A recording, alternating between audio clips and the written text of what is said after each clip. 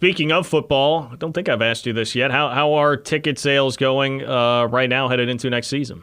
Well, we're about 85% of what we were in 2019, and so I think that's a good sign.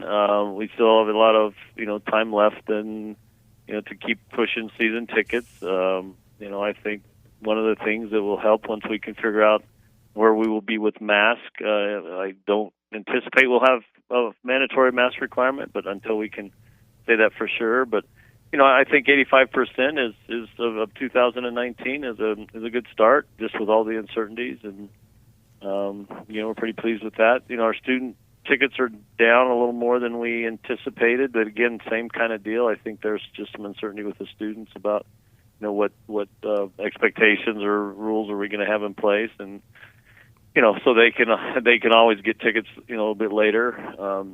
So yeah, some of our traditional like orientation and things we've been able to really push tickets to students have been virtual this year, so maybe not as effective. But yeah, I'm pretty pleased where we are right now. But we need to keep pushing and do everything we can to get as many people in here come the first Saturday we play at home.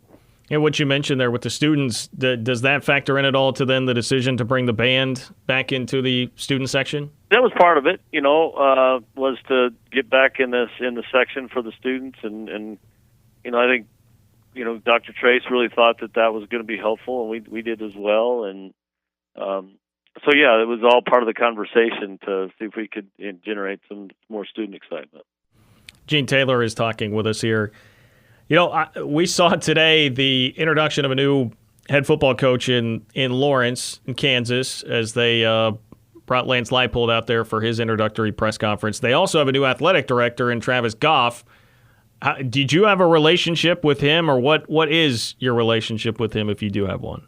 I don't know Travis. I reached out to him when he first was named and congratulated him, and now have since been on a couple of Zoom meetings with him, so have not had a chance to meet him or shake his hand, so I don't really know him very well at all, but certainly we'll get a chance to meet him and talk with him. But yeah, we haven't had any one-on-one conversations about anything. I know that he was obviously, doing a lot right out of the gate. Had to go hire a football coach is not easy to do. It's a brand new AD, so.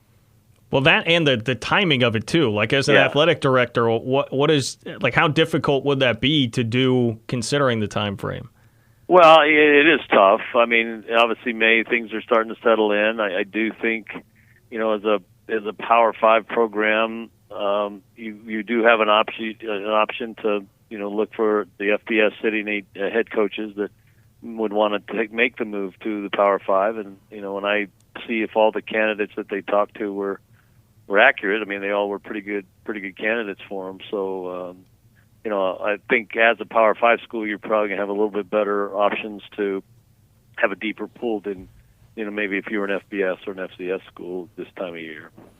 How much attention do you guys as an athletic department pay to what it is that Kansas is doing? Is it more just like, hey, we have to worry about ourselves, or is it like, hey, let's also see what our peers are doing and be aware of what their strengths and weaknesses are and see how that can affect us? Yeah, I think you're always, looking at all your peers, particularly in your conference, and seeing what people are doing and, what are they doing well and, what things that you can improve upon.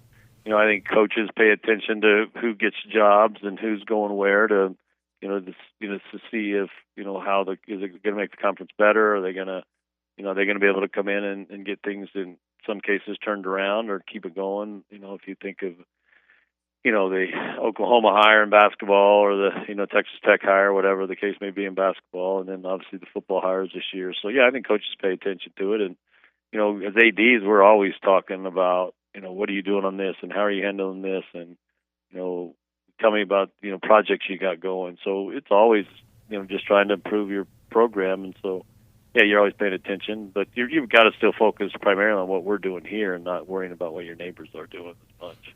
Gene Taylor talking with me. This is another thing. I can't remember if I've asked you this before, but who are you tightest with among your AD colleagues in the conference? That's a good question. Jeremiah at TCU and I talk a little bit more. Kirby, obviously, because he's a K-Stater. He and I, spend a little bit more time together. Del Conte's he's the he's the life of the party kind of guy.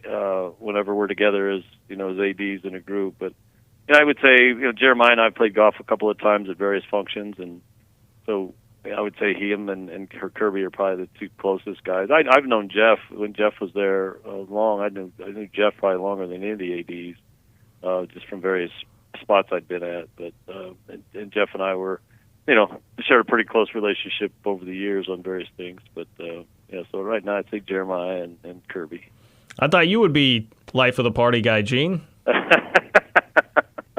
Well, compared to Del Conte, he's a little more vocal than I am, and he dresses a hell of a lot nicer than I do. So. Fair enough. Gene Taylor talking with me. Before we get you out of here, and I've had a lot of people ask me this, and I know fans that may just be starting to pay attention more to baseball now with the recent run of success here have asked this and wondered this. How much feedback have you guys been able to get on what it may take to get into a regional here coming down the stretch run of the season? Yeah, I think we start to look at that right now. I haven't really talked to Pete about it. I think Pete knows that he's got to finish strong with these series, particularly TCU, Baylor, and KU. It can't really slip. Although two of them are on the road and one is at home. But I think it's going to be obviously the Big 12's a good league again, and we've got some top teams. Obviously beating Texas Tech, and they've slid a little bit, but you got to finish strong, win as many series as you possibly can, and then try to make a little bit of a run in the Big 12 tournament to get in. I guess if we did that, finish strong, got some wins in the Big 12 tournament, we'd have an outside chance. Clearly, winning it gets you in automatically, but I think we still have some work to do to be really considered. I don't know where our power ranking is. I haven't really looked at any of that stuff. Yeah, and I assume as of right now, have you been pretty happy with what the progress has been from the program this year?